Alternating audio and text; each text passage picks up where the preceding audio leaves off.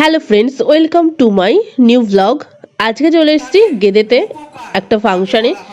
বুনু এখানে বক্তৃতা দেবে, তার জন্যই চলে এসেছি। এসেই অনুষ্ঠানে দেখছি এখন কুইজ প্রতিযোগিতা হচ্ছে। জোরে হাততালি। টিম বি, তারপর টিম ডি।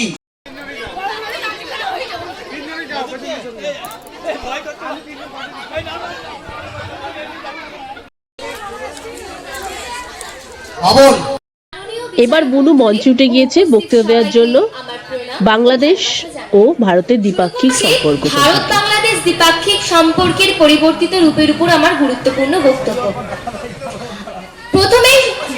প্রথমেই আমি বলছি রাষ্ট্রপতি থমাস জেফারসনের বলা একটি গুরুত্বপূর্ণ কথা। তিনি বলেছেন, peace, commerce and honest friendship with all nations entangle alliance with নান।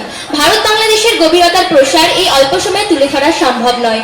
তাই 1971 খ্রিস্টাব্দে বাংলাদেশের মুক্তিযুদ্ধের সময় ভারতের ভূমিকাকে কেন্দ্র করে ভারত এবং বাংলাদেশের মধ্যে একটি গভীর মিত্রতার বন্ধন হয়েছিল। আজকে আমি সেখান থেকেই শুরু করছি। 1971 খ্রিস্টাব্দে রক্তাক্ষয়ী সংগ্রামের সময় ভারতের তৎকালীন প্রধানমন্ত্রী ইন্দিরা গান্ধী সেই দেশকে সব রকম ভাবে সাহায্য করে।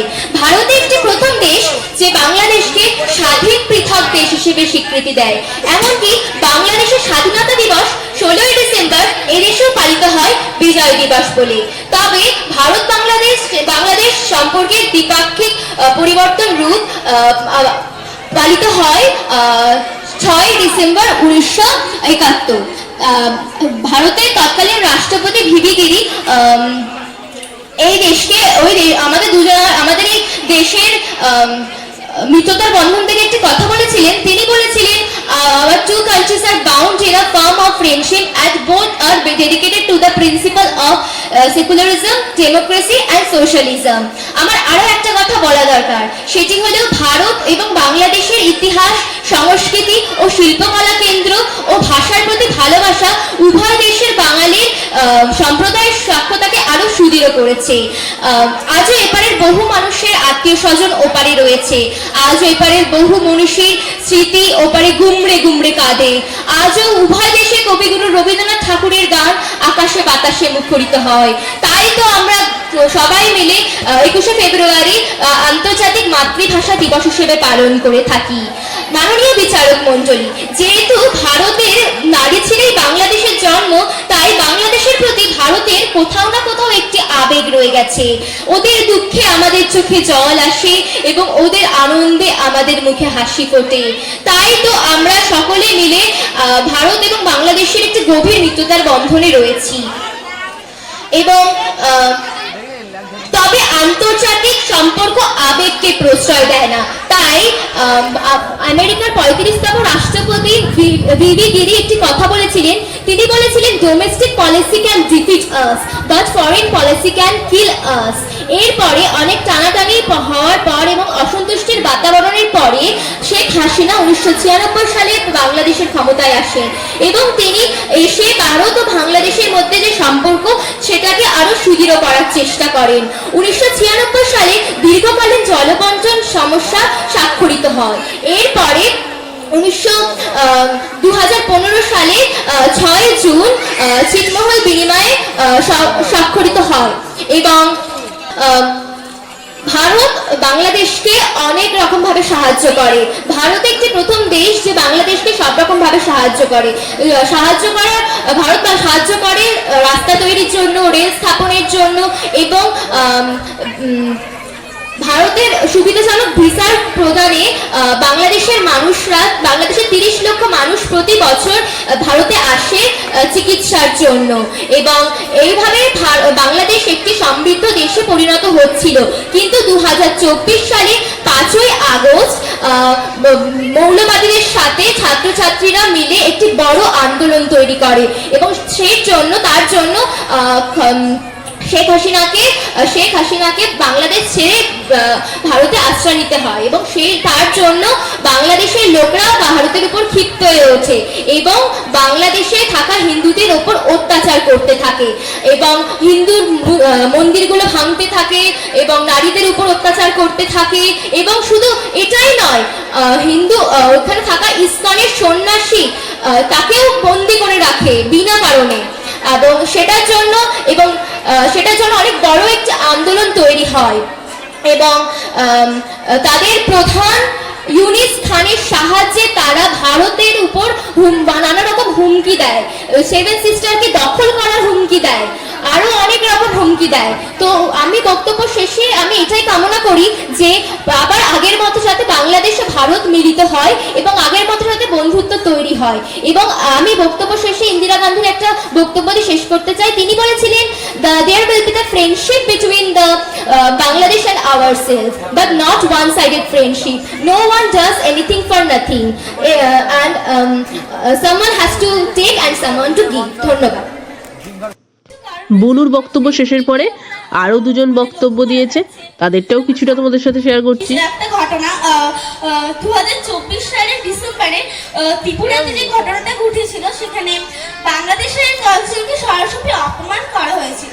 এতে কেউ কেউ বলছিল যে এই ঘটনাগুলো পরিকল্পিত ছিল, কিন্তু সেটা মানে মনের ভাবে কিছু বলা যায় না, সেখানে কোনো প্রমাণিত ছিল না।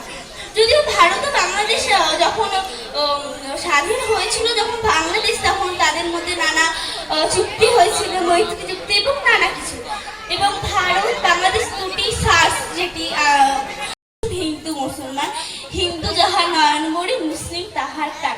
তিনিও হিন্দু ও মুসলমানকে একই ভেবেছিলেন এবং রবীন্দ্রনাথ ঠাকুর রাখি বন্ধন যে উৎসবটা চালু করেছিলেন, সেটাকে আমরা ভাই বোনের মধ্যে সম্পর্ক ধরল, সেটি আসলে ছিল হিন্দু ও মুসলিমের মধ্যে একটি সম্পর্ক।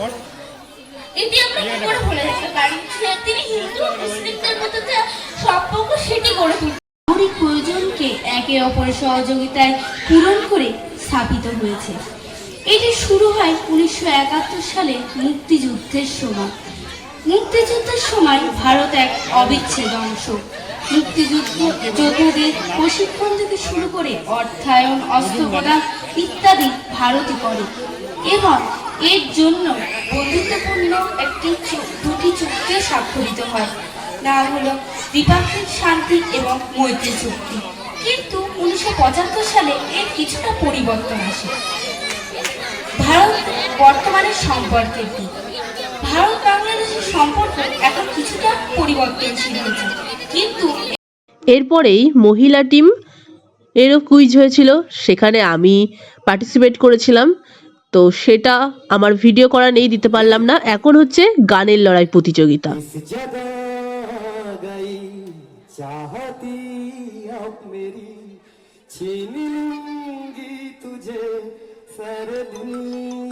তারপর এক রাস্তা কালো কালো ধোয়া অন্তস্থ অ।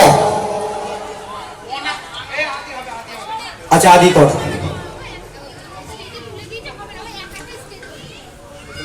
কাটা যাচ্ছে, সেটা তুমি দেখতে হবে। প্রশ্ন নীল যমুনা, আমায় প্রশ্ন করে নীল ধ্রুব তারা, আর গতকাল আমি রব দিশাহারা, রব দিশাহারা। কে দিন? এই দাঁড়া, কত হারাতে চাই মন হারাতে, এই ভালোবাসাতে আমাকে ভাসাতে। তো তুমি আসবে বলেই আকাশ মেঘলা, বৃষ্টি এখনো হয়নি। তুমি আসবে বলেই কৃষ্ণচূড়ার ফুলগুলো ঝরে যায়। যাইনি ধন্তন্য। नैनों की जो बात नैना जाने दे, सपनों की बात तो नैना जाने दे, दिल की बात গানের লড়াই এখন জমে উঠেছে। क्यों ना ধন্তন্য। নেক্সট তিনটা টিম। नन्नारे नन्नारे नन्नारे नन्नारे, बरसोरे मेघा मेघा, बरसोरे मेघा मेघा, बरसोरे मेघा बरसो। সো দন্তস্ব সুজয় টিম। सावन के झूलों ने मुझको भुलाया, मैं परदेसी घर वापस आया। আয়া অন্তস্থ আ। আজ এই দিনটাকে মনের খাতায় লিখে রাখো, আমায় পড়বে মনের কাছে দূরে যেখানে ক থাকো। ক নেক্সট টিম ক। ক খ গ ঘ চ ছ জ ঝ এ বি সি ডি নিয়ে গো লেখা পড়া শিখবে সোনা স্কুলেতে গিয়ে গো। গো নেক্সট টিম গো গো কি ছেলেদের টিমটাই हवा में उड़ने लगी जो हुआ पराया है জোরে যে গানটা ধরলে ওই গানটা করো গ দিয়ে गली हवा में उड़ने গ लगी দিয়ে হ্যাঁ জোরে বলো गली हवा में उड़ने लगी जो हुआ पराया है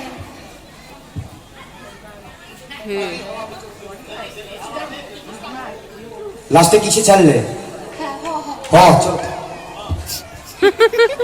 হয়তো আমাকে কারো মনে নেই আমি যে ছিলাম এই গ্রামেতেই অনেক জানা অনেক চেনা তোমাদেরই মাঝেতে তো নেক্সট টিম তো সব শেষে এখন 4টে টিম এসে দাঁড়িয়েছে। এখন হচ্ছে ফাইনাল খেলা, দেখা যাক কে কোন টিম জেতে। আমার মতো থাকতে দাও, আমি নিজেকে নিজের মতো গুছিয়ে নিয়েছি, যেটা ছিল না সেটা না পাওয়াই থাক, সব পেলে নষ্ট জীবন। তোমার ওই দুনিয়ার ঝাপসা আলোয় কিছু সন্ধ্যের গুঁড়ো হাওয়া কাচের মতোই, যদি উড়ে যেতে চাও তবে গা ভাসিয়ে দাও, দূরবীনে চোখ রাখবো না না। বোনাস আছে হ্যাঁ লিখে দেব লিখে দেব লিখে দেব প্রিয় তোমার নামে। মাকে বলে দাও বিয়ে তুমি করছো না, এটা কি 244-119 বেরাবস, তুমি পারছো কি শুনতে? এখন বক্তৃতা টিমের যে প্রাইজ বিতরণ করা হচ্ছে, তো বুনুর নাম ডাকলো, বুনু সেকেন্ড হয়েছে, তো ওর এখন প্রাইজটা নিতে যাবে।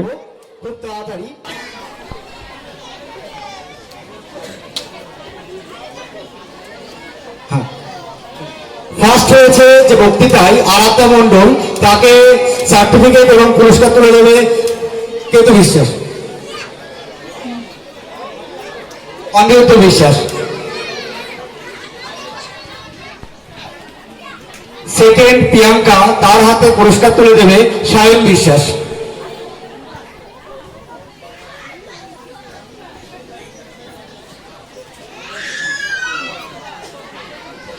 থার্ড যে হয়েছে কৌশিকী, তার হাতে পুরস্কার তুলে দেবে। তো এখন বাড়ি চলে আসলাম, তো দেখিয়ে দিই আজকের প্রাইজ।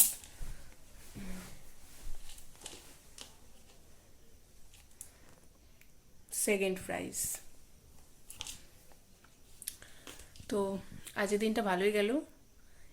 তো এখন এখানে ভিডিওটা এন্ড করছি। ভালো লাগলে লাইক কমেন্ট সাবস্ক্রাইব করে দিও।